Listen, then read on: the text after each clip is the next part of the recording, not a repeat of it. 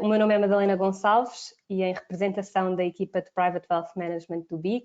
tenho o privilégio de moderar esta iniciativa, onde pretendemos, através de um confronto bastante amigável, debater as diferenças e as mais-valias entre usar a análise técnica ou a análise fundamental para sustentar as decisões de investimento nos mercados financeiros.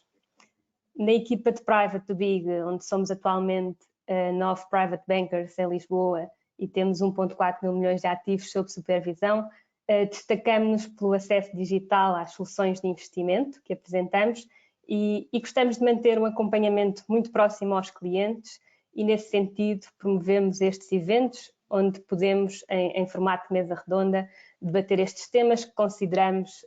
relevantes para as decisões de investimento. Este evento enquadra-se nas sessões Big Talks, que tiveram início ano passado e onde já foi possível debater diversos conteúdos, sempre com o objetivo que o BIG tem em partilhar com os investidores o seu conhecimento profissional e ajudar os clientes a tomar decisões informadas. Agradeço também a presença e a disponibilidade dos nossos oradores esta tarde, João Calado, coordenador da equipa de Research, que nos traz hoje a perspectiva de como usar a análise fundamental, e Pedro Gonçalves, Multi-Asset Sales da equipa de plataformas do BIG, que nos traz a visão de como usar a análise técnica, o que nos dizem os gráficos e os padrões dos movimentos nos mercados. O evento terá uma estrutura bastante simples, teremos as duas apresentações de sensivelmente 20 minutos cada, seguidas de uma sessão de perguntas e respostas, e de forma a tornar a conversa o mais interativa possível, convido todos a participarem, colocando as vossas questões ao longo da sessão no chat que aparece à vossa direita, e no final teremos então um espaço para esclarecer todas as questões e para conversar. Espero que passem aqui um bom final de tarde e convido-te, João, sem mais demoras, a iniciares então a tua apresentação. Muito obrigado, Madalena, pela introdução. O meu nome é João Calado, sou da equipa do Big Research e vou-vos então falar da análise fundamental. Antes de começar a descrever-vos o que é a análise fundamental, eu queria começar por algumas perguntas sobre o perfil de investimento, porque apesar de falarmos sobre as vantagens e sobre os benefícios de cada uma destas análises,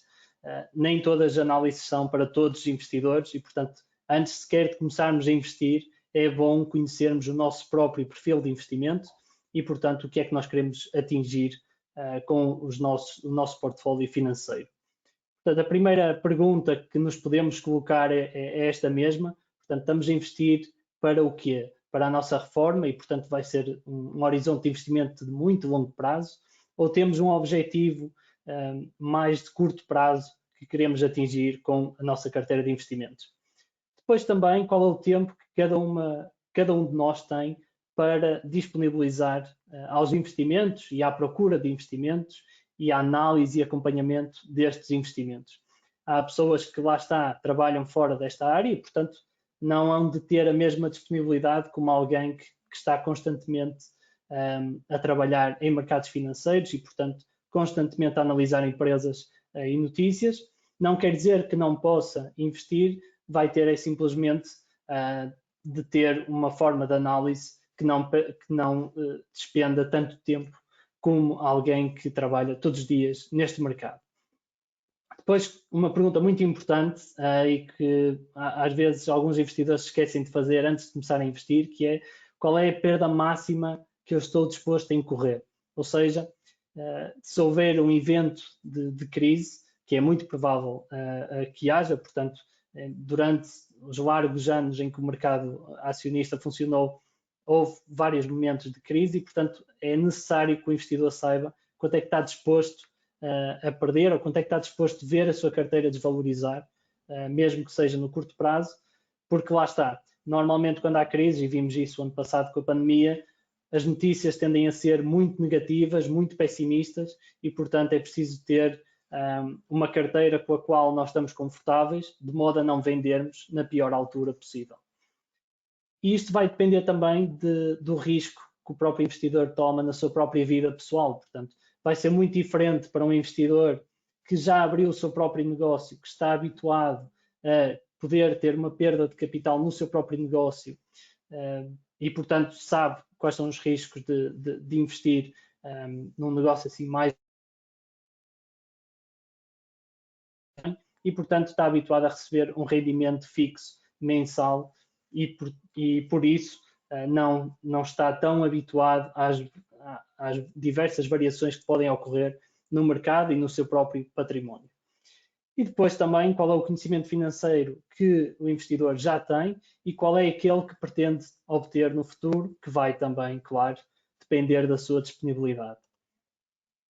E, portanto, o investidor, ainda antes sequer de abrir a conta num banco, já tem aqui uma data de escolhas que tem que fazer. Uma delas vamos falar neste webinar, portanto, análise fundamental ou análise técnica, mas também que tipo de ativos é que quer comprar, se quer comprar ações, matérias-primas, câmbios, se quer ser um investidor ativo e, portanto, tentar superar o mercado, ou se simplesmente quer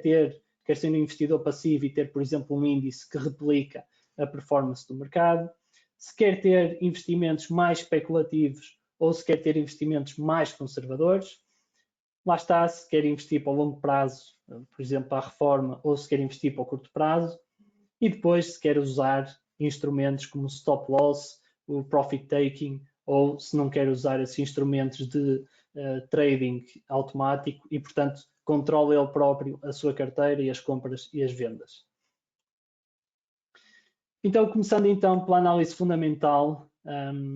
qual é o principal objetivo desta análise fundamental? É basicamente chegar ao valor intrínseco de uma empresa. Ou seja, o que nós queremos atingir é saber exatamente qual é o valor de, por exemplo, de cada ação, imaginemos da Disney, e comparar esse valor com o preço a que está a cotar no mercado. E, portanto, se nós acharmos que a ação de Disney vale mais do que está a cotar atualmente, então iremos comprar essa ação na perspectiva de que a nossa análise realmente está certa e, portanto, o preço da ação do mercado vai convergir para o preço que nós achamos que ela realmente vale. Se for o contrário, então não vamos ter interesse em investir nessa empresa. Isto parece simples, mas depois como é que nós chegamos exatamente a este valor? Como é que nós conseguimos calcular o valor intrínseco de cada empresa? Isto vai depender não só do valor atual dos ativos que a empresa tem, portanto, do valor do negócio atual, das receitas, lucros, os ativos que a empresa tem em balança, dívida, etc. Vai depender também dos lucros futuros, portanto, da perspectiva que os investidores têm em relação aos lucros dessa empresa. E aqui é que entra a parte mais de análise fundamental e de estimativas, que é saber, através de uma análise do modelo de negócio da empresa, da estratégia, das empresas competidoras, da equipa de gestão, das últimas aquisições que a empresa fez, dos produtos que tem, das margens e do balanço, perceber como é que vai ser, como é que vão evoluir os lucros da empresa nos próximos anos e, portanto, qual vai ser a rentabilidade para o acionista. Esta informação está disponibilizada por todas as empresas que estão cotadas no mercado. Portanto, se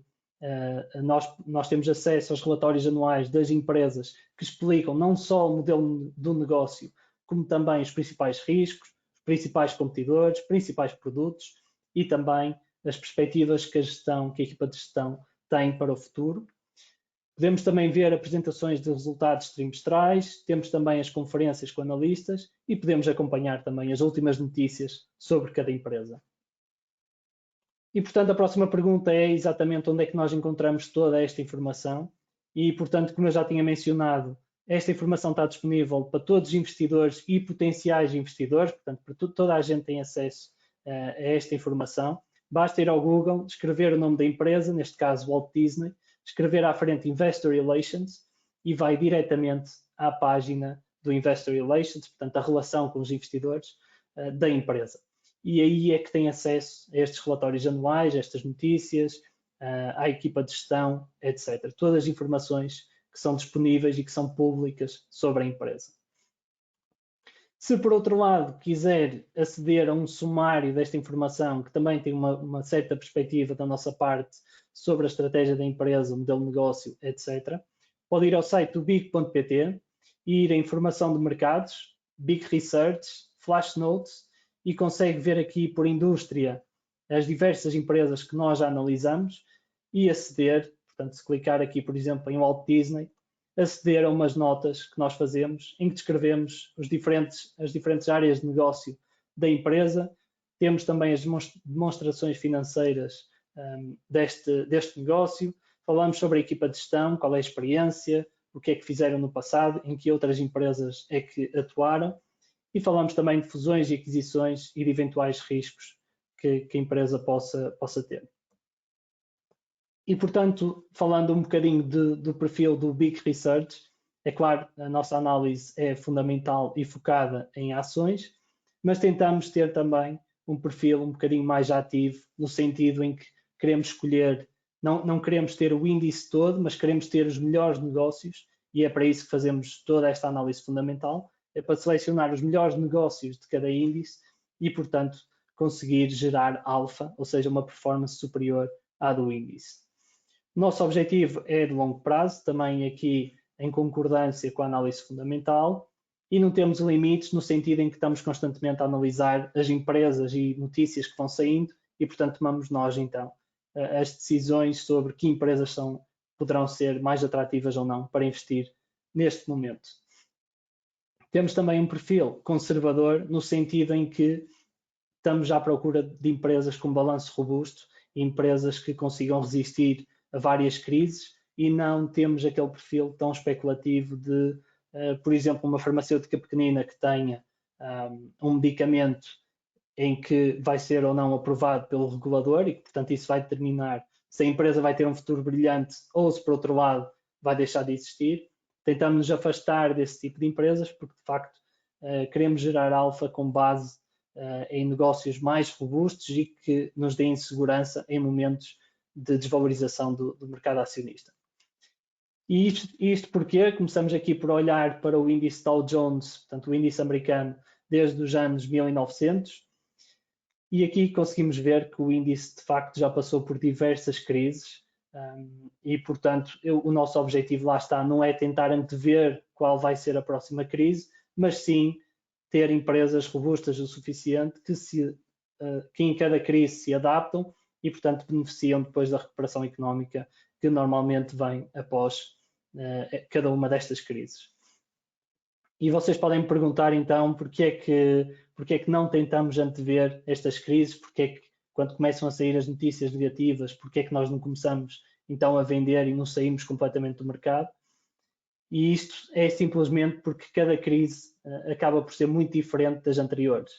E aqui temos uma comparação entre as quedas de cada crise e também o número de dias em que a crise durou. E vemos que, por exemplo, na bolha tecnológica dos anos 2000, tivemos aqui uma queda de cerca de 38%, mas a crise durou 700 dias. Quando comparamos, por exemplo, com a crise financeira de 2008, a queda foi muito superior, 54%, mas durou apenas metade do tempo. Portanto, é muito difícil para um investidor perceber não só quando é que começou a crise, mas também quanto tempo é que vai durar e quanto é que o mercado realmente vai cair. No exemplo mais recente que tivemos do Covid-19, tivemos uma queda de mercado de cerca de 37% em cerca de 30 dias, mais ou menos. E a partir daí foi uma recuperação bastante forte e, portanto, estamos agora a níveis superiores aos pré-pandemia, na maior parte dos índices. E, portanto, como podem ver aqui, é muito difícil para um investidor adivinhar que a crise da pandemia ia apenas durar 30 dias e que, portanto, aqui era o momento ideal para se comprar. Portanto, vamos sempre procurar modelos de negócio robustos, portanto, empresas que tenham vantagens competitivas, que tenham exposição a tendências de crescimento, que tenham um balanço sólido e que gerem, claro, fluxo de caixa para os investidores, mas que estejam a sofrer uma certa pressão de curto prazo, ou seja, há muitas empresas, claro, que têm estas todas vantagens e que estão cotadas a preços denominados caros versus valor intrínseco, mas por vezes tendem a desvalorizar porque houve um fator qualquer negativo de curto prazo. Como, por exemplo, na pandemia, com a pandemia é claro que o turismo foi mais afetado, e não só o turismo, mas também as empresas como, por exemplo, a Airbus, foi bastante afetada e desvalorizou bastante no mercado, porque se antevia que ia haver menos encomendas de aviões. Ou seja, esta é uma empresa com um balanço sólido, era uma empresa que tinha bastantes encomendas de aviões, mesmo que algumas fossem canceladas, mas que ainda assim desvalorizou bastante no mercado porque o sentimento era muito pessimista. Então aí gerou uma oportunidade de curto prazo. E esta foi, lá está, uma pressão de curto prazo que existiu na altura, mas que agora a empresa, entretanto, voltou a recuperar e está próximo de níveis de pré-pandemia. E, portanto, é esta combinação entre empresas robustas, mas que estão a sofrer alguma pressão de curto prazo, que nos permite depois, no longo prazo, gerar aqui alguma rentabilidade com a análise fundamental. A título de exemplo, no nosso serviço do Equity Advisor, depois de fazermos aquelas análises que podem consultar no site do BIG, recomendamos 3 carteiras com 8 títulos cada uma, e eu queria aqui apresentar também 3 exemplos de empresas que nós analisamos fundamentalmente e o porquê de termos escolhido estas empresas para a nossa carteira. E começamos com Costco, que é uma empresa de retalho americana, cuja vantagem competitiva era o seu modelo de subscrição, ou seja, cada pessoa que queira comprar na Costco produtos tem que pagar uma FII anual à Costco e, portanto, a Costco tem uma fidelidade muito grande com os seus clientes e tem também, depois, devido ao seu tamanho, um poder de negociação superior com os seus fornecedores. Era uma empresa que tinha net cash e estava plano aberto algumas lojas na China e, portanto, víamos aqui também um potencial de crescimento e, portanto, inserimos esta empresa no Equity Advisor. A Walt Disney foi uma empresa que entrou em 2018. Lá está, nós analisamos a empresa e o que é que vimos? Vimos que a empresa tinha bom conteúdo, portanto, produz conteúdo há mais de 50 anos, conseguia ter grandes receitas de bilheteira com poucos filmes, portanto, conseguia produzir conteúdo muito focado e conseguia ter uma grande rentabilidade em cada conteúdo que estava a produzir. E a empresa já estava, inclusive, a falar, em 2018, sobre entrar no mercado de streaming. Portanto, aqui é um exemplo concreto em que nós analisamos a empresa e o que o mercado estava, naquele momento, a cotar era uma empresa que vai continuar a manter o seu negócio como está atualmente, e o que nós vimos foi esta oportunidade de entrar no mercado de streaming, que ainda não estava no preço da ação. Então acabamos por recomendar a empresa em 2018, e o que aconteceu foi que em 2019, no início, a Walt Disney anunciou formalmente o serviço Disney Plus e teve uma valorização de perto de 20% nesse próprio dia. Ou seja, o mercado até essa altura não estava a incorporar esse potencial negócio e depois da empresa o apresentar, acabou por incorporar, valorizando o preço da ação. Nós mantivemos a empresa porque achámos que o valor intrínseco ainda era superior, e o que aconteceu no final de 2019, quando finalmente lançaram, a empresa valorizou mais um pouco, mas entretanto veio a pandemia em 2020 e aqui teve um impacto muito grande realmente em todas as áreas de negócio da Disney relacionadas com o turismo, portanto os parques de diversões, os hotéis e também na parte de cinemas. E o que aconteceu aqui foi uma desvalorização bastante grande da Disney, mas nós, lá está, como estamos à procura de negócios robustos e sabíamos que o balanço da Disney era bastante robusto,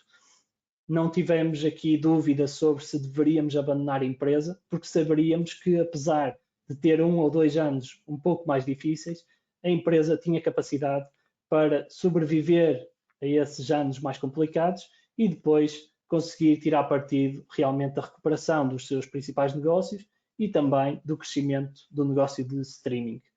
Então, à medida que a pandemia o estado de pandemia foi melhorando e apareceram as vacinas, a empresa recuperou, porque lá está, as perspectivas dos investidores para os lucros futuros começaram a melhorar, e também aqui, quando anunciou que já tinha passado os 100 milhões de subscritores, no final de 2020, acabou também por valorizar mais um pouco. Outro exemplo de uma empresa que também temos na carteira é a Vonovia, é uma empresa de imobiliário especializada, portanto, profissional em compra de imobiliário e depois arrendar ou vender esse próprio imobiliário e, portanto, tem uma dimensão já considerável no mercado onde opera e já está a beneficiar com este ambiente de taxas de juros bastante baixas. E, portanto, é outra empresa que também gostamos bastante. Em termos de outro aspecto muito importante a ter em conta na análise fundamental é também a diversificação, ou seja, temos que partir do princípio que a nossa análise fundamental não vai estar sempre certa, vai sempre haver erros e, portanto, não podemos estar demasiado expostos a uma certa teoria ou uma certa perspectiva sobre um certo setor. Precisamos ter aqui um certo equilíbrio para que, se uma ideia correr mal, ou uma ou duas correrem mal, as outras tenham boa performance e consigam compensar, de facto, aquilo em que a nossa análise falhou. Outro ponto importante da diversificação é que, de facto, quando olhamos para as crises também são diferentes no impacto que têm nos diferentes setores. E se olharmos para a crise da pandemia do Covid-19, vimos que o efeito foi principalmente no setor do turismo, mas que as empresas tecnológicas tiveram uma performance muito favorável.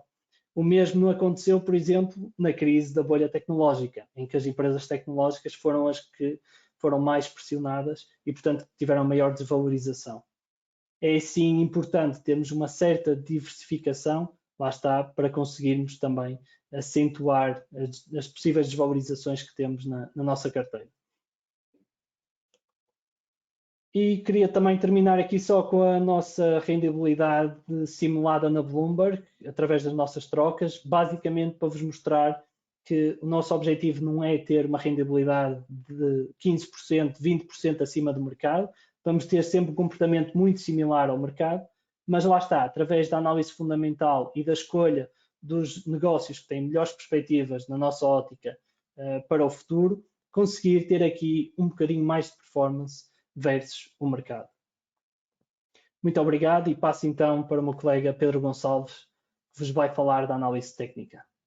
Muito obrigada, João. Em nome de todos agradeço a tua apresentação, foi como sempre um gosto ouvir-te.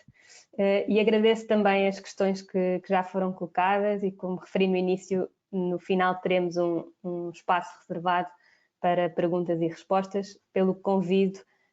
a continuarem a colocar as questões no chat que aparece à direita. Passo já de seguida a palavra ao Pedro, que nos traz então a visão de como usar a análise técnica. Pedro. Pronto, então irei dar início aqui à minha apresentação relativamente à análise técnica, um pouco em divergência com o que o João Calado aqui referiu,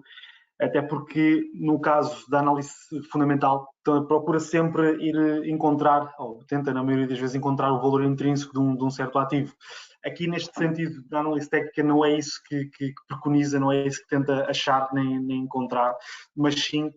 encontrar padrões comportamentais e também de movimentação de preço, nomeadamente as movimentações de preço e também o volume, consubstanciado com o estudo de dados históricos, também relativamente à movimentação de um preço de um ativo e identificando esses mesmos padrões, que já iremos de seguida realmente ver como é que esses padrões podem ser identificados e analisados e poder dar alguma previsibilidade do futuro, ainda que ninguém tenha aqui uma bola de cristal, mas que nos dê aqui pelo menos uma direção, uma guideline para aquilo que se poderá passar um pouco com um determinado ativo e aplica-se neste sentido não só a ações como a ETFs, como também Forex, como também outros tipos de ativos que queiram aqui ver analisados, na prática conseguem, desde que haja sempre dados históricos e também estatísticos, que é na prática uma análise estatística que é feita a um ativo, irão conseguir ter então sempre este caráter de análise relativamente a estes ativos. Neste caso, como eu referi há pouco, na análise técnica, aqui visa mais prever comportamentos, tendências e padrões numa ótica de poder então tomar um processo de decisão mais eficaz e mais efetivo, e tanto pode ser no curto prazo, no muito curto prazo, como também dias, semanas, anos. Portanto, aqui depende muito também relativamente ao ponto de entrada que o investidor, o trader quiser, não há aqui uma fórmula mágica em que temos que entrar a X ou neste caso, em divergência com o que acontece na análise fundamental, que os PERs e os price to sales também tenham que ser abaixo de um certo nível para podermos ter a certeza que este tipo de empresa está barato. Aqui vamos tentar identificar, sim, processos e, neste caso, sistemas comportamentais relativamente à confluência de compradores e vendedores, que na prática é o mercado, é uma confluência entre compradores e vendedores, para podermos então definir a nossa estratégia. E isso é algo também muito importante, na análise técnica, definirmos também o nosso plano de trading, o nosso plano de investimento, será feito mais a curto prazo, mais a longo prazo, e isso obviamente irá mudar e alterar todos os fundamentos e todo também a nossa vertente de investimento, porque claramente aqui não há, como se costuma dizer, uma chapa 5 para tudo. Portanto, aqui a análise técnica funciona de formas diferentes, velocidades diferentes para investidores e traders com estratégias também diferentes. Aqui os fundamentos da análise técnica foram criados através da teoria de Dow, criado pelo Sr. Charles Dow, que dá também o nome a um dos índices mais importantes no mundo, o Dow Jones, e neste caso foi criado por volta de 1887, em que assenta em 3 pressupostos bastante alinhavados, que é: o preço já desconta toda a informação disponível sobre um determinado título, ou seja, dividendos, earnings, notícias sobre gestão, notícias sobre a própria administração, notícias externas, como por exemplo fusões e aquisições, e nesse caso o preço já tem neste sentido toda a informação disponível para que nós possamos, neste sentido, atualizar a nossa estratégia. Existem muitas vezes, durante as sessões de negociação, durante o ano inteiro, a entrada de compradores a níveis já bastante limitados e suportes psicológicos bastante identificados, que também já poderemos ver mais à frente, em que os investidores, os traders, entram a X semanas antes de alguns earnings, ou seja, compradores ou vendedores, no modo de poderem então apanhar alguma onda mais ascendente para então poderem, no dia da apresentação de resultados, por exemplo, neste caso, poderem então realizar mais-valias se neste sentido os dividendos, neste caso os resultados, forem então favoráveis à própria empresa. O segundo pressuposto que Charles Dow refere que esta análise técnica tem é: o mercado move-se por tendências, ou seja, como eu referi há pouco, é uma identificação de tendência e de padrões. Tendência altista, o preço está em tendência ascendente, e tendência baixista, o preço está em tendência de baixa, ou seja, apreciação e apreciação. Como é óbvio, os preços dos ativos não estão sempre em subidas, nem estão sempre em descidas. Há sempre flutuações, a chamada volatilidade de mercado, e isso também nos permite ter alguns pontos de entrada, ou mais abaixo ou mais acima, dependentemente também da nossa estratégia para os nossos investimentos, e permite-nos também definir uma gestão de risco mais eficaz para a nossa própria carteira. O que é que eu quero dizer com isto? Quero dizer que na prática nós conseguimos identificar alguns tipos de níveis de suporte, tanto a nível de compras, como de vendas, como também dos take profits e dos stop losses, como o João Calado há pouco referiu, no modo que então de podermos ter uma gestão de risco mais eficaz, mais intrínseca também para a nossa carteira, e obviamente queremos aqui apreciar a nossa carteira e nunca ao contrário. Se por um lado na análise fundamental nós fazemos uma análise pré-investimento, aqui podemos ir sempre adequando a nossa análise ao investimento, e também no que diz respeito aos caráteres de ferramentas de gestão como os stop loss e os take profit, também ir sempre adequando, ou até utilizar ferramentas de gestão de risco que sejam também mais dinâmicas, que existem também nas plataformas que nós temos ao dispor aqui no Banco BIG. E depois o terceiro pressuposto, que é algo que é muito interessante de ter aqui, é: a história tende a repetir-se. É o chamado: a história não é igual, mas repete-se. Portanto, já com as crises mundiais que temos vindo a observar pelas mais variadas razões, vemos que há alguns certos suportes de preço que costumam ser retestados muitas vezes, nomeadamente nas commodities temos alguns suportes que são muito bem observados, mas também no mercado, na esfera corporativa, ou seja, no mercado acionista, que também é muito bem observado ao longo do tempo, e isso também nos permite delinear alguns pontos de entrada e alguns pontos também de venda, neste sentido, mediante também a nossa estratégia, a adequação também da estratégia para a nossa carteira. Na análise técnica também cabe-nos distinguir alguns princípios para percebermos realmente o que é que contempla este tipo de análise. Neste caso, destaquei aqui alguns princípios. Neste sentido, o preço dos ativos financeiros são determinados pela interação de oferta e procura, ou seja, os compradores e os vendedores. Se para a mesma oferta houver mais procura, o preço aprecia. Se para a mesma oferta houver menos procura, o preço deprecia neste sentido. Quando eu digo oferta, quando eu digo procura, digo compradores e vendedores neste sentido. Ou seja, este debate, entre aspas, entre compradores e vendedores no mercado, é isso que vai determinar um preço de um ativo num global. Não é apenas o caráter fundamental, mas sim também como o ativo se comporta mediante a procura que tem para a mesma oferta, o chamado free float, que também é identificado na análise fundamental. O preço dos ativos financeiros tendem a mover-se através de formação de tendências, como eu referi, e há pouco então, aqui a nossa técnica tende a identificar padrões e formações de tendências. Também já iremos ver como é que podemos identificá-las e o que é que são estas tendências em si. Os ativos financeiros, neste caso, têm tendência em se agregar em tendências. Portanto, os ativos financeiros, o preço dos ativos financeiros apenas tem dois movimentos. Movimentos de correção e movimentos de, neste caso, ascensão. Portanto, é sempre movimentos e flutuações no mercado que então permitem haver oportunidades de negócio também e algumas depreciações nos ativos,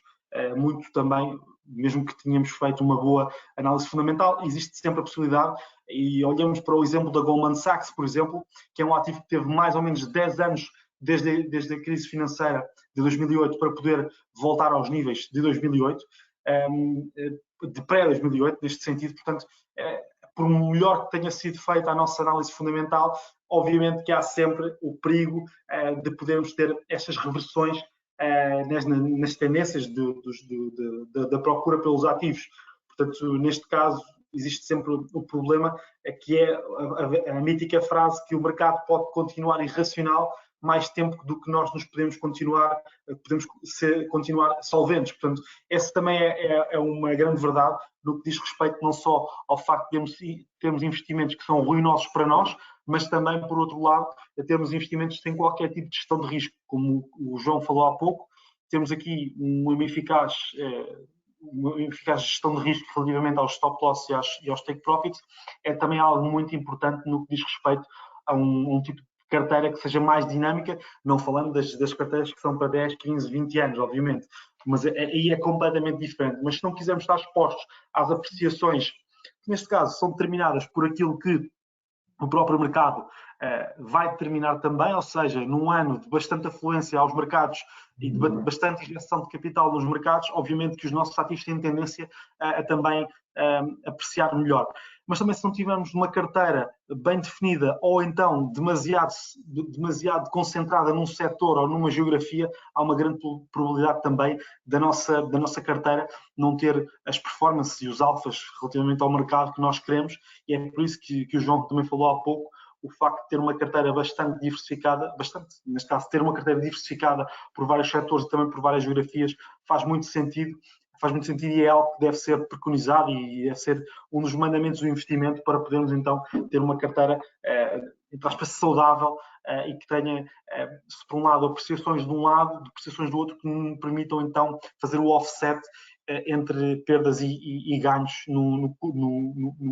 longo tempo. Aqui, neste caso, a análise técnica permite-nos então identificar, neste sentido, oportunidades através da análise dos gráficos, através da análise do movimento dos preços e das criações de tendências. Por isso é que os padrões gráficos se tendem a repetir e a história, como eu refiro aqui outra vez, não é igual, mas tem tendência repetir-se, porque exatamente existe sempre uma tentativa por parte do preço voltar novamente a níveis que já esteve outrora ou até quebrar, e aí podemos então analisar com alguns segmentos de tendência e também de reversões que níveis é que podem ser alcançados e que níveis é que podem ser quebrados e que níveis é que podem ser novamente retestados ao que diz respeito ao preço de um ativo. No que diz respeito também à análise técnica, a análise técnica não é só apenas o estudo dos gráficos, o estudo das tendências, o estudo dos padrões, mas sim também o estudo da psicologia das massas. Como refiro aqui, é uma batalha entre bulls e bears, ou seja, entre compradores e vendedores, e é uma reflexão de psicologia de massas, onde se pode analisar alguns padrões ao qual os compradores se sentem otimistas e impulsionam exacerbadamente o preço, como é o caso do ano 2020 em quase todos os ativos, mas não só, como é óbvio, houve aqui uma intervenção direta por parte dos bancos centrais, um pouco por todo o mundo, e quando os vendedores se sentem pessimistas, arrastam o preço para, então, níveis mais inferiores. Neste caso, podem vir de vários fatores. Podem vir de fatores acerca dos resultados, acerca de notícias exógenas sobre a própria empresa, sobre algum contrato que falhou, alguma estimativa que falhou, algum downgrade por parte de alguma casa de investimento. Portanto, há aqui vários fatores que nos permitem, então, no curto prazo, ter algum sentimento mais pessimista para um certo ativo, mas também aproveitar algumas dessas pressões mais vendedoras para, como se costuma dizer, comprar em desconto e poder ir buscar a um preço ainda mais baixo do que aquele que está neste momento e, obviamente, poder, numa ótica de médio prazo, de longo prazo, o que seja, ou curto prazo até, ir apreciar um pouco mais a nossa carteira. A análise técnica, como também aqui refiro, não é uma ciência. Na prática, grande parte é subjetiva, porque advém de uma análise individual do próprio trader, do próprio investidor, e não é repetível, nem sequer neste sentido, nem sequer é também replicável para outros investidores neste caso. Portanto, é algo que tem que ser sistematizado para cada um. Obviamente que as componentes factoriais estão lá, cada um tem que saber desenhar no seu gráfico, saber analisar como é que se comportam os preços, e neste caso, como é que se comportam os preços mediante a oferta e procura, mas obviamente que é algo que deve ser adequado a cada um e não há nada replicável, nem chapa 5, como eu disse há pouco, para todos os investidores, nem para todos os traders. E neste caso, o crescimento dos mercados internacionais e também o aparecimento de novas classes de ativos, não só, um pouco por toda a Europa, mas também por todo o mundo, estimularam também aqui o aparecimento da análise técnica, e há vários investidores com algumas provas dadas e alguns bastante conhecidos também, que conseguiram então dominar estas ferramentas, não só a parte da análise técnica em si, mas também o estudo de psicologia de massas, ou seja, onde entrar e onde sair e onde comprar e onde vender, relativamente então ao impulsionar do preço ou então ao depreciar do preço numa ótica de investimento. Portanto, aqui nos pilares fundamentais no trading, para uma negociação, há que ter em conta então algumas ferramentas que nós devemos ter sempre presentes na nossa estratégia de investimento,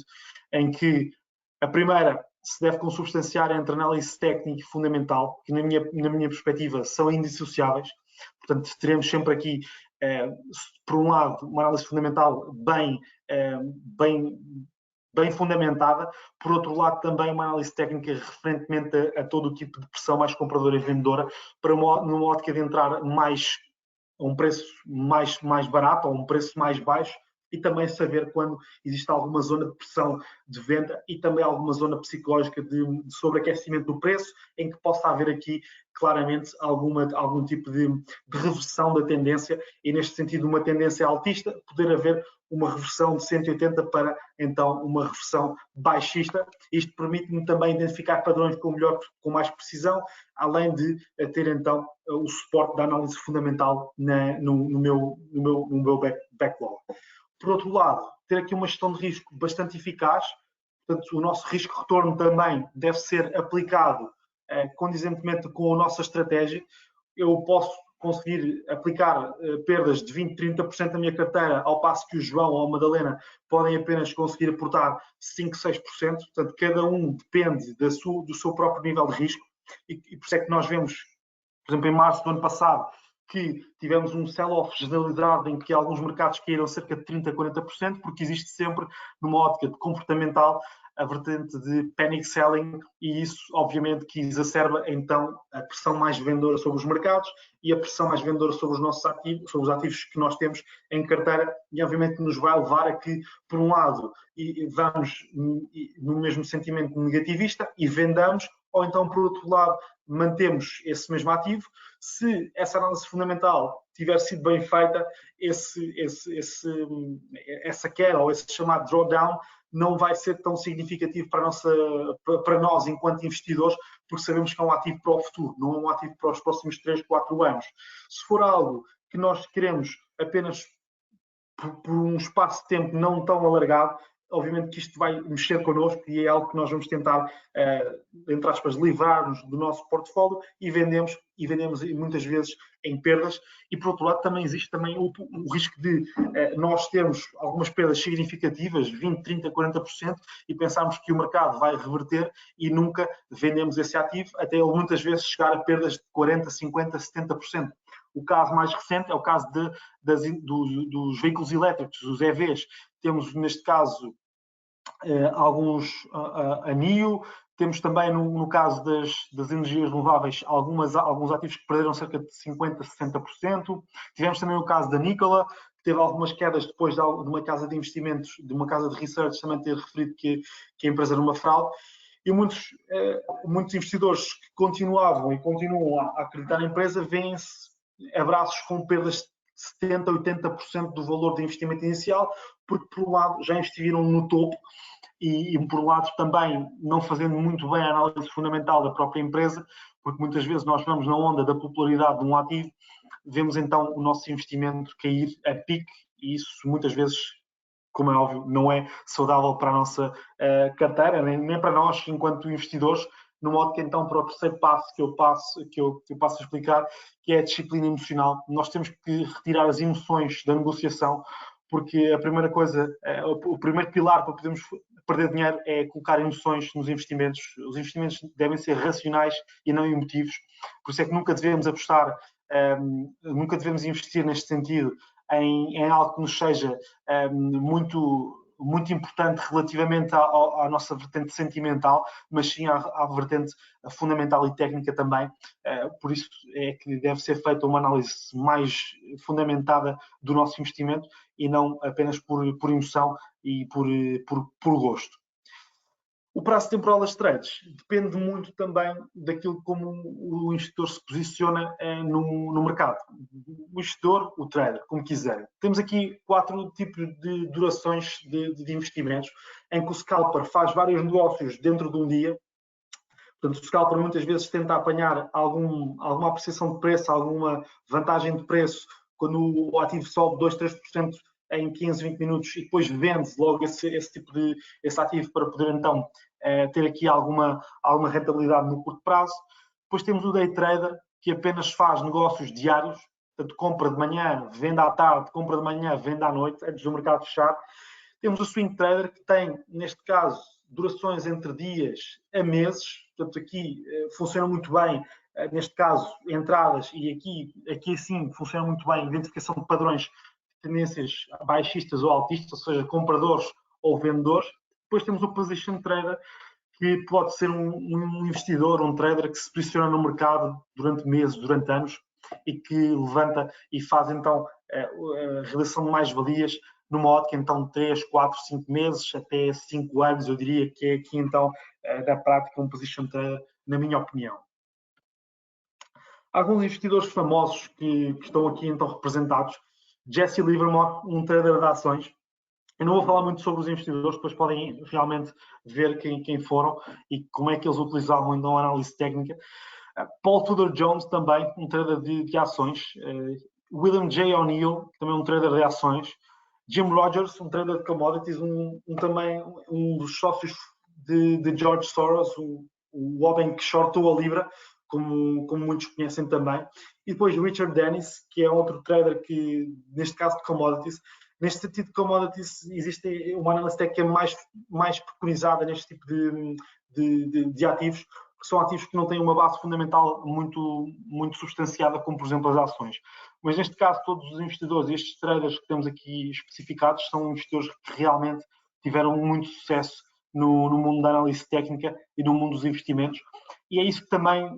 o facto de haver investidores e traders todos os dias, é isso que também dá liquidez ao mercado, porque se fôssemos todos buy and holders para 5, 10, 20 anos, o mercado teria muito pouca liquidez face àquilo que existe hoje em dia, os níveis de volume para ativos um pouco por todo o mundo, nomeadamente no mercado norte-americano. Portanto, é necessário, é saudável haver traders e investidores, porque se de um lado perde, outro ganha, e se do outro lado ganha, do outro perde. Portanto, existe sempre aqui esta vertente de liquidez para o mercado com vários tipos de traders, quer seja retalho, quer seja banco de investimento, quer seja fundos de investimento, quer sejam entidades governamentais, o que seja, que funcionam para a saúde financeira dos próprios mercados financeiros relativamente à sua liquidez e à sua interação de compradores e vendedores. Relativamente aqui à análise técnica, nós costumamos utilizar, pelo menos aqui no BIG, e um pouco comumente e popularmente costuma-se utilizar na análise técnica o estudo e pelo menos a identificação das velas japonesas para perceber exatamente como o comportamento do preço. E aqui eu trago 2 exemplos de como poder analisar pelo menos as velas japonesas e aqui de seguida como é que essa confluência de compradores e vendedores forma uma tendência. Neste caso, o que é que isto quer dizer na prática? Temos aqui então, neste caso, o corpo da vela,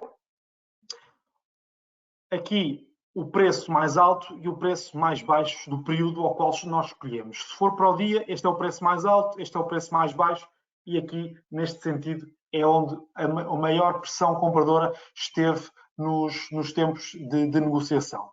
E aqui ao contrário, já agora, aqui é o período de abertura, como é óbvio, e aqui é o preço de fecho. E aqui ao contrário, o preço mais alto e o preço mais baixo, e aqui o preço de abertura e o preço de fecho. Ou seja, aqui permite identificar que encontrou um preço de abertura aqui em cima e houve uma pressão mais vendedora neste período de tempo que eu escolhi para a análise do meu ativo, e isso então fez que o preço depreciasse e houvesse aqui então uma depreciação efetiva do preço do ativo e que para o fim da sessão houve aqui exatamente já mais alguma entrada de alguns compradores, até porque neste caso tivemos um preço mais baixo deste período a negociar neste valor. Portanto, aqui permite-nos identificar, neste caso, um padrão de tendência no que diz respeito, então, a um tipo de ativo. Neste caso é o euro-dólar, é um ativo, como é óbvio, neste caso de Forex,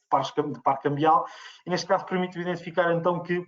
houve aqui, neste sentido, um fecho, nesta altura, aqui, por exemplo, nesta altura em janeiro, no início de janeiro, bastante mais exacerbado, e a partir daqui houve então pressão mais vendedora, pressão mais vendedora, pressão mais vendedora e pressão mais compradora. Isto permite-nos então uma confluência de compradores e vendedores, formar padrões, e aqui parece-nos que o gráfico nu não nos diz nada, mas na realidade está-nos a dizer bastantes coisas sobre então a movimentação do preço e também a confluência entre compradores e vendedores. Neste caso, na análise técnica, então, temos algumas identificações de padrões, os padrões bullish e os padrões bearish, e os padrões bearish de reversão e os padrões bullish de reversão. O que é que isto quer dizer na prática? Temos então aqui, neste caso, um padrão bullish, ou seja, uma bandeira bull, ou seja, uma bandeira de tendência compradora, que nos permite então aqui referir que tivemos uma pressão bastante compradora, realização de mais-valias e o preço então agora anda num range que está aqui então já estipulado e muitas vezes é seguido de novo nova tendência altista. Aqui neste caso um cup and handle, porque forma exatamente um cup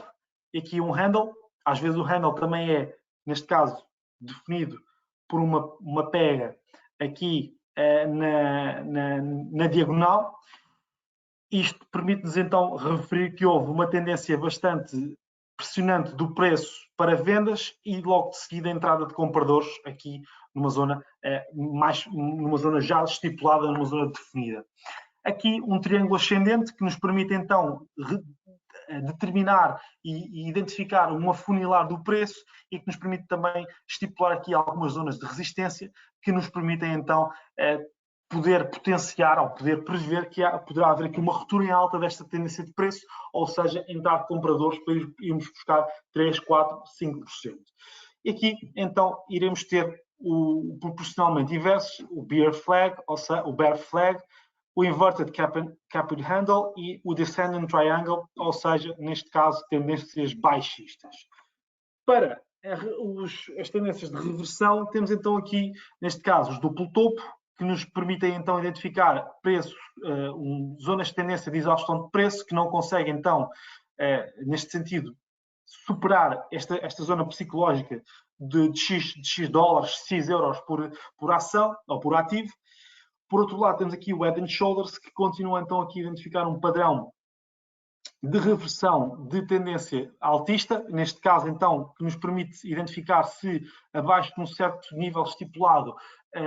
pela nossa análise, poderá haver aqui lugar a alguma tendência mais vendedora, e aqui o triple top, que nos permite então, à semelhança do double top, ver que não consegue pressionar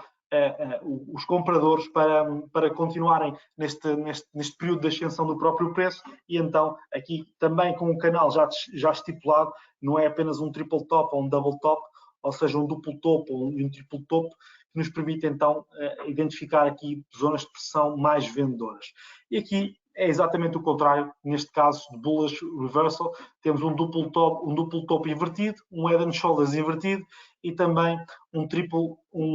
topo invertido, que nos permite então identificar aqui alguns tipos de zonas e também tendências e comportamentos que nos permitem então entrar compradores ou vendedores, neste caso para o mercado. E isto é exatamente a identificação daquilo que está aqui então descrito, que é os movimentos no mercado são apenas impulsivos e corretivos. Portanto, neste sentido, temos aqui bastante identificados impulsão, correção, impulsão, correção, correção, impulsão. E por aí em diante. Portanto, o mercado apenas faz isto. Correção e impulsão. Não há nada mais. E, obviamente, lateralização, mas isso continuam a ser movimentos impulsivos e movimentos corretivos. Nesta análise técnica é exatamente, então, uma formação de tendência que nos permite identificar qual é a direção que o preço está a levar. Uma tendência altista caracteriza-se por uma série de máximos e mínimos mais altos, e uma tendência baixista consiste em mínimos mais baixos e máximos também mais baixos, o que nos permite perceber também, por uma ótica, que poderá haver uma quebra em alta do preço para uma certa e determinada altura, e uma quebra em baixa do preço também para uma certa e determinada altura, mediante também alguns níveis que nós iremos também aqui já olhar de seguida. Aqui os principais padrões que são identificáveis, que eu trouxe aqui para podermos então olhar, padrões de continuação neste sentido, são os triângulos. Os triângulos caracterizam-se então por, neste caso, máximos e mínimos a afunilarem neste sentido, para poder então definir e estipular uma quebra em alta ou uma quebra em baixa, dependentemente, não é? Como é óbvio, não existe aqui apenas uma direção, para um certo ativo, e que nos permite então, mediante alguns indicadores, como nós temos aqui já estipulados,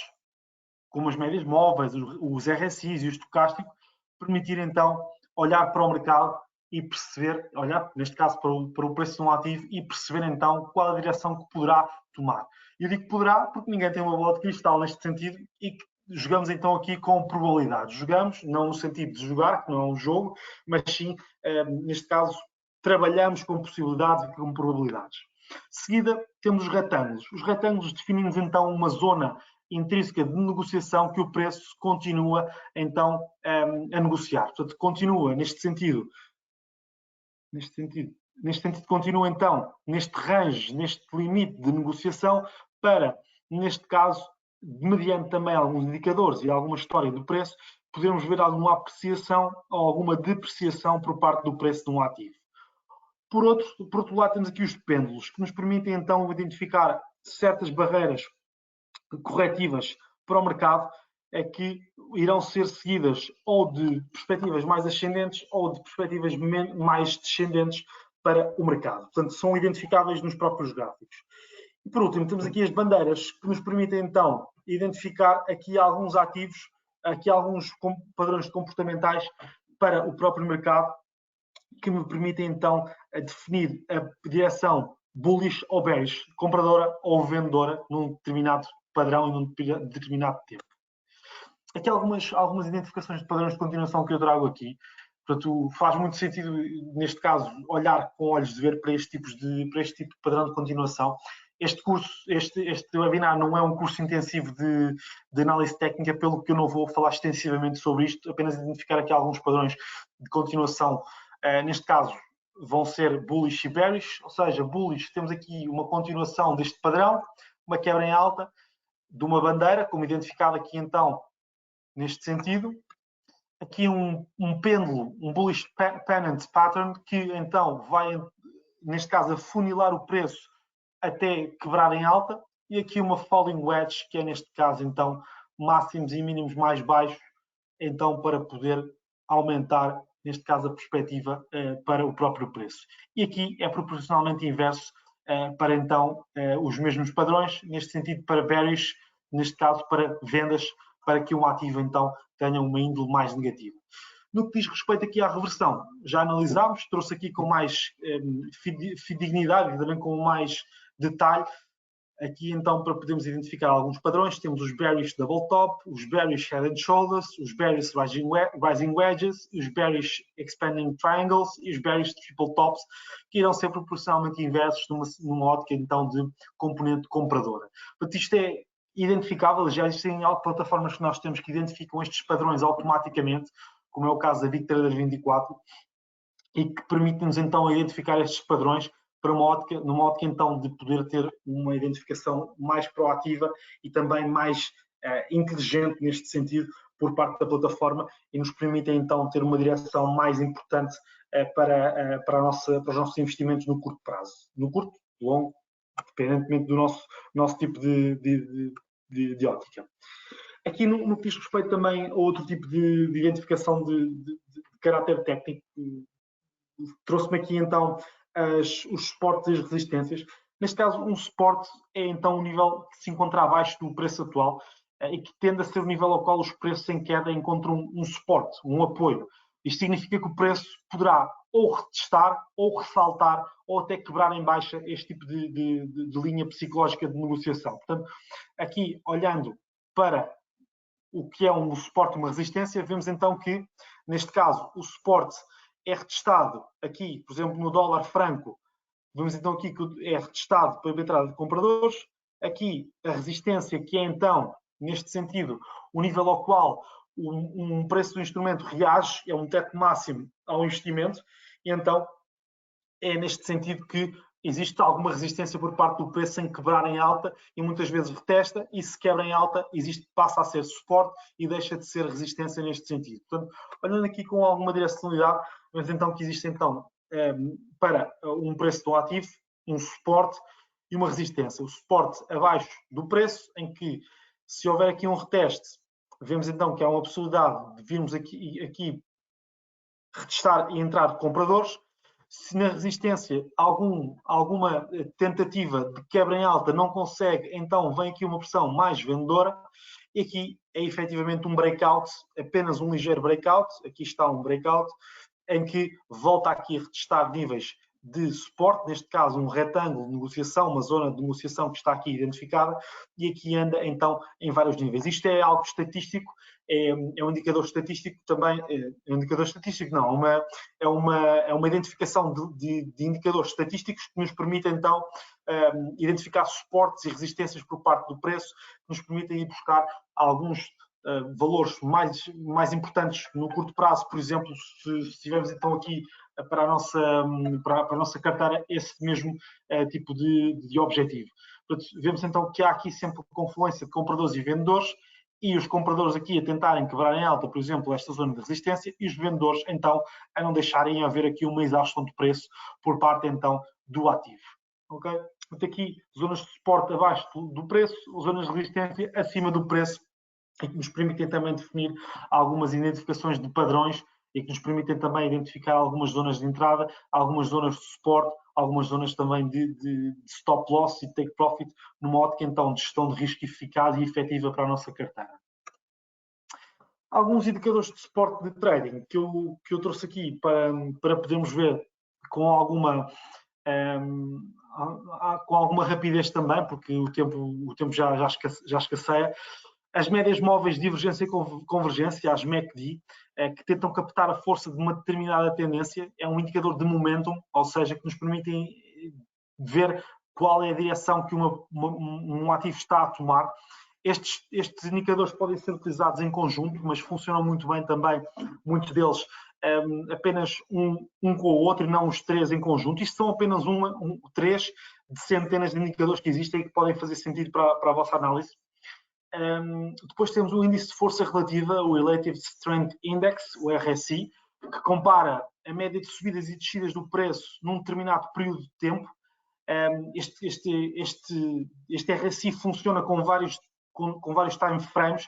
portanto o investidor determina o próprio tipo de time frame que quer então analisar, sendo que aqui neste caso os 70% e os 30% são as zonas de barreira, ou seja, é o threshold, é o limite entre compras e vendas, sendo que os 70% estatisticamente quer dizer que está overbought, ou seja, está caro e é a altura de vender, e oversell é oversold, neste caso, enganei-me aqui, devia ter posto oversold, aqui na zona dos 30% é a altura de comprar, portanto já iremos também analisar exemplos práticos no euro-dólar para vermos então, por exemplo, como é que se comporta, neste caso, o RSI. E o estocástico lento, que é um indicador que nos permite comparar os preços de fecho de um ativo com a extensão de abertura e do fecho de um preço num determinado período de tempo. Portanto, aqui é sempre determinado por um período de tempo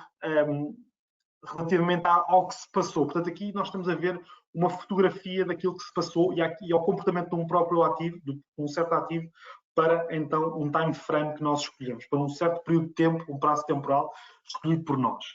Olhando aqui para o RSI, cabe-me aqui destacar então algumas zonas que estão aqui bastante bem testadas e identificadas. Vemos então aqui que na altura que toca no ponto de oversold, de overbought, ou seja, de subcompra, exaustão de preço, existe exatamente aqui uma correção do próprio preço, um movimento bastante corretivo no médio prazo, portanto, mês a mês, month on month, houve aqui uma correção bastante eficaz. Numa altura em que toca aqui então nos 30% do RSI, vem então aqui a entrada de compradores, também numa ótica de entrada de compradores numa zona de resistência já muito bem retestada a primeira vez, retestada a segunda vez e aqui retestada a terceira vez e aqui a quarta vez entrada de compradores mais assertiva e por aí em diante e são inúmeros os exemplos que o RSI então nos indica o tempo de compra e o tempo de venda e que nos permite também identificar aqui alguns padrões com, obviamente, a ajuda de outro tipo de indicadores, como por exemplo os suportes e as resistências, qual a direção que o ativo poderá tomar num certo determinado prazo de tempo. Neste caso, eu escolhi ao dia, portanto, isto são velas diárias, cada vela determina um dia de negociação e isso então permite-me ter neste caso, uma visão mais macro sobre o comportamento do próprio euro-dólar. O euro-dólar claramente que é, neste caso, sensível àquilo que se passa no seu componente mais macroeconómica, quer seja decisões sobre as taxas de juros, decisões também sobre as taxas diretórias dos Estados Unidos, compra de ativos por parte do FED e dos bancos centrais, como está em voga neste momento, inflação,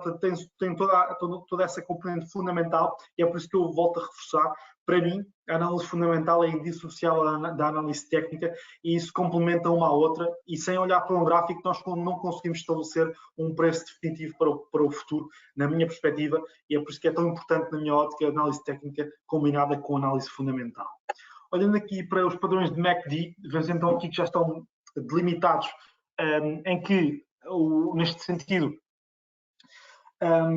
o encarnado ou cor de laranja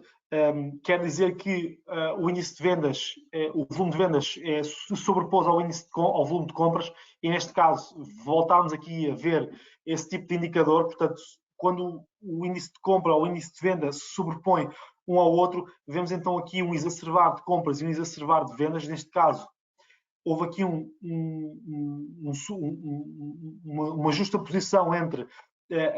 o índice de venda, que é o cor de laranja ou encarnado, sobre o índice de compras, e então vimos neste caso uma correção expressiva no euro-dólar, também num time frame de velas diárias, e aqui o contrário, vimos aqui então uma justa posição de compras sobre vendas, e entraram aqui compradores com mais expressividade, já a meio desta tendência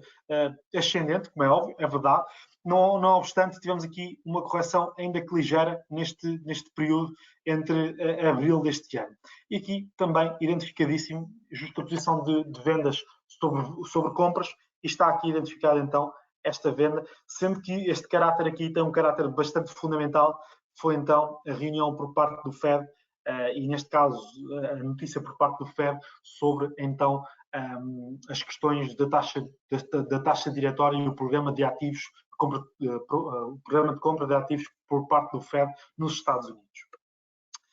E aqui o estocástico também nos indica algo também muito interessante, que é, neste caso, já está aqui identificado, muito similarmente como o RSI e o MACD também nos refere, aqui períodos de compra, aqui períodos de venda, para um certo determinado período de tempo, está aqui claramente identificado, não há aqui como fugir à regra. Aqui, então, sobreposição e também já exaustão de preço aos 80%, vem aqui então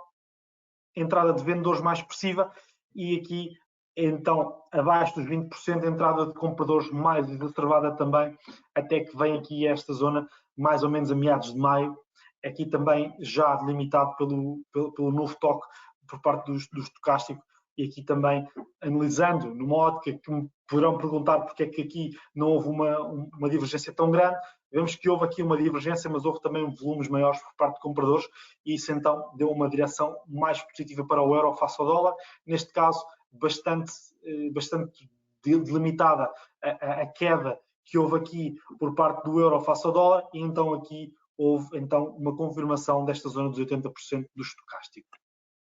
Aqui há alguma bibliografia essencial para o entendimento que eu acho que faz sentido ler, também noutros webinars, nomeadamente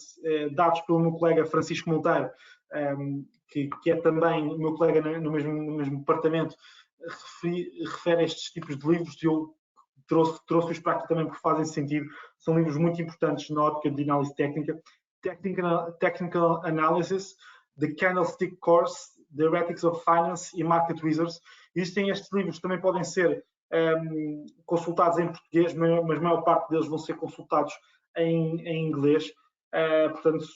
estejam preparados para poder ler bastante em inglês, mas são vários livros que vos podem ajudar nesta ótica, então de poderem aprimorar ou então até conhecer esta vertente de análise técnica para melhor entendimento deste tipo de análise. E os takeaways que eu tiro deste webinar, para mim, depois cabe-vos a vocês também analisar esse tipo de takeaways, é que a análise fundamental é mais fundamentada e concretamente em indicadores financeiros e económicos e no fundamento do valor intrínseco de um ativo, ao passo que a análise técnica é focada na movimentação de preços, volumes, identificação de padrões e tendências. Portanto, aqui é numa ótica mais comportamental, mais de confluência entre compradores e vendedores, e numa ótica então de ajuste entre oferta e procura, e não tanto do valor intrínseco de um ativo, ao passo que a análise fundamental passa muito por esse tipo de análise. A análise técnica, como eu já referi aqui algumas vezes, é indissociável da análise fundamental, pois suporta a análise de ambos e permite uma tomada de decisão mais eficaz, mais estruturante e também mais previsível sobre alguns acontecimentos futuros. E se forem ao nosso canal Telegram, podem ir ao nosso canal Telegram, são feitas várias análises, tanto fundamental como técnica, é uma junção das duas em vários ativos. As análises são feitas diariamente e muitas vezes mais do que uma vez diária, muito mais do que uma vez por dia, e é sempre substanciada e consubstanciada também pela parte técnica e pela parte fundamental da análise de um certo ativo. O último takeaway é que, por vezes, ambos os tipos de análise têm outputs semelhantes em termos de preços-alvos, mediante um preço temporal, mediante um tipo de prazo temporal semelhante. Ou seja, na análise fundamental, nós temos um price target para X e a nossa análise técnica, muitas vezes também para o mesmo price target, tem também o mesmo tipo de output, ou seja, vão lá tocar ao mesmo tipo de price target no que diz respeito então à análise deste mesmo ativo. Muito bem, eu por mim estou terminado, peço desculpa também por este tempo que levámos aqui, pelo menos da minha parte. Madalena, contigo. Muito obrigada, Pedro. Acho que tivemos duas excelentes apresentações e os dois excelentes pontos de vista. E agradeço também todas as questões que foram colocadas. E se calhar já aproveitando este final que puseste aí alguns livros, bibliografia sobre análise técnica, surgiu no início uma questão a perguntar, e assim pergunto ao João, a perguntar livros para análise fundamental. Tens alguns que possas aconselhar? Sim, podem começar logo pelos fundamentais, portanto, o Security Analysis e o Intelligent Investor do Ben Graham, que foi basicamente o mentor do Warren Buffett, mas tem também outros livros, como por exemplo o Beating the Street, do Peter Lynch, em que basicamente ele faz uma descrição do processo de análise dos negócios e como é que ele percebia se o negócio ia ter sucesso ou não no futuro, através, lá está, da análise fundamental, não só da parte económica, mas também da parte de perceber quando é que uma empresa iria conseguir ficar à frente dos competidores, quando é que uma empresa iria ter poder negocial para aumentar as margens através de pressão sobre os fornecedores e quando é que uma empresa tinha tanto sucesso regionalmente que depois se poderia expandir nacionalmente. Obrigada, João.